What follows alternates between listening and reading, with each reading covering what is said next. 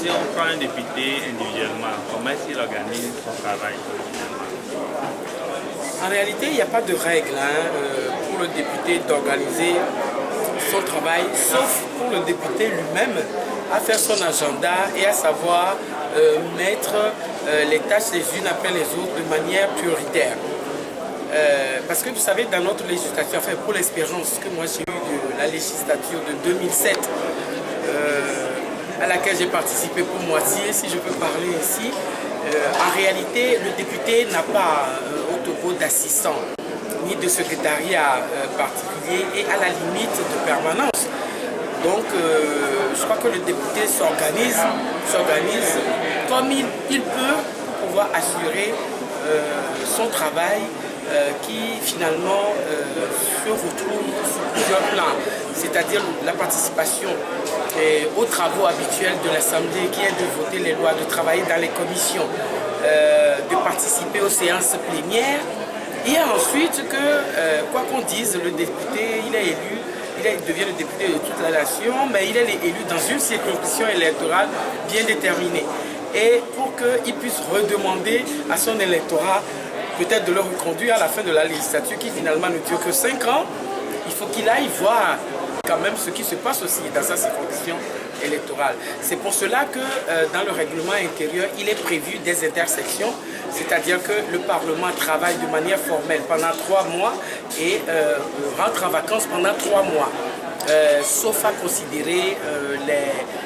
les séances extraordinaires qui peuvent, compte tenu du besoin du moment, être demandées par le bureau de l'Assemblée ou le président de l'Assemblée nationale et qui permet aux députés de participer, quand bien même il est à vacances parlementaires, de revenir sur Lomé et participer donc aux séances. Donc, en règle générale, il n'y a pas de travail bien déterminé parce que pour qu'on puisse avoir cela, il aurait fallu que le député soit doté de toutes les facilités. Je ne parle pas en disant facilité, je ne parle pas en termes financiers, mais de facilités techniques de travail par exemple les assistants, que ce soit des assistants techniques ou que ce soit seulement des secrétaires ou même un secrétariat particulier ou administratif. Donc, je crois que le député, chacun des députés essaie d'organiser au mieux de ses intérêts et de l'intérêt de ses électeurs, de l'intérêt de tout le peuple togolais, son travail comme il peut et comme il estime pouvoir le faire à bon escient. Alors, au vu de tout cela, est-ce qu'il y a des difficultés que vous rencontrez souvent dans l'exécution de ces tâches-là? Oui, énormément de difficultés. Je l'ai dit tout à l'heure, ça se décline par rapport à ce que j'ai dit tout à l'heure, des difficultés de temps parce qu'on a finalement plus de vie lorsqu'on est député, parce que la plupart du temps, lorsque vous n'êtes pas en séance, en commission, vous devez être sur le terrain aux côtés de vos électeurs. Finalement, 5 ans de législature, c'est, je dirais, 5 ans de travaux forcés.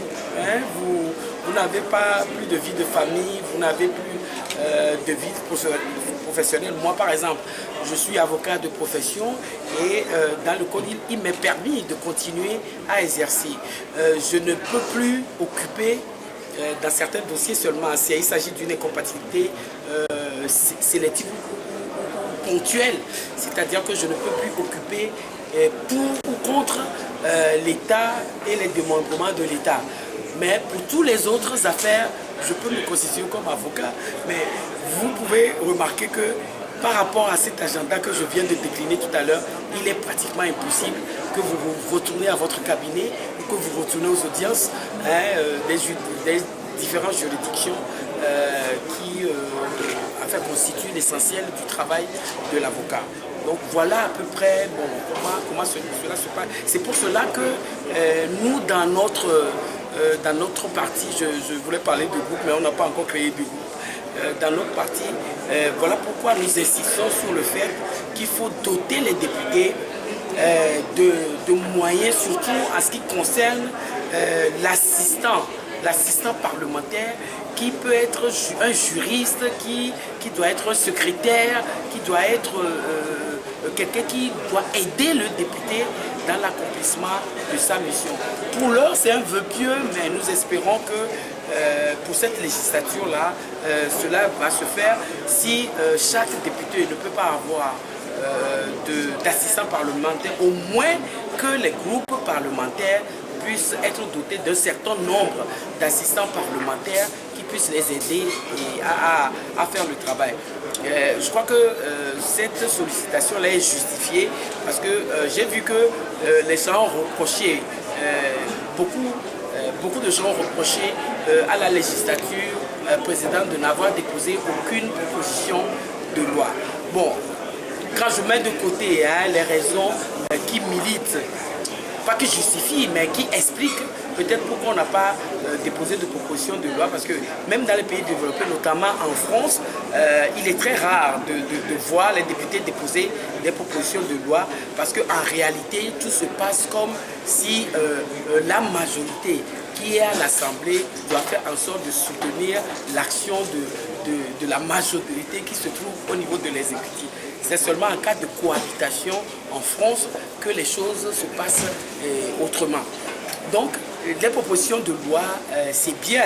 mais lorsque dans l'opposition, vous déposez le travail parlementaire, fait en sorte que vous pouvez déposer dans l'opposition une proposition de loi, mais le passage dans les commissions, l'étude, les débats et autres là, peuvent faire de cette loi-là quelque chose d'autre que ce que vous avez déposé au préalable si vous n'avez pas la majorité. Et donc c'est cela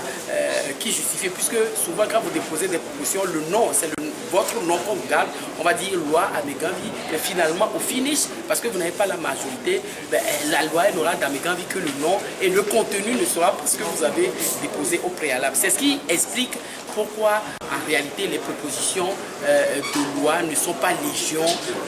dans les parlements de tradition, je dirais, francophone ou francophile, si vous voulez. Il y a aussi que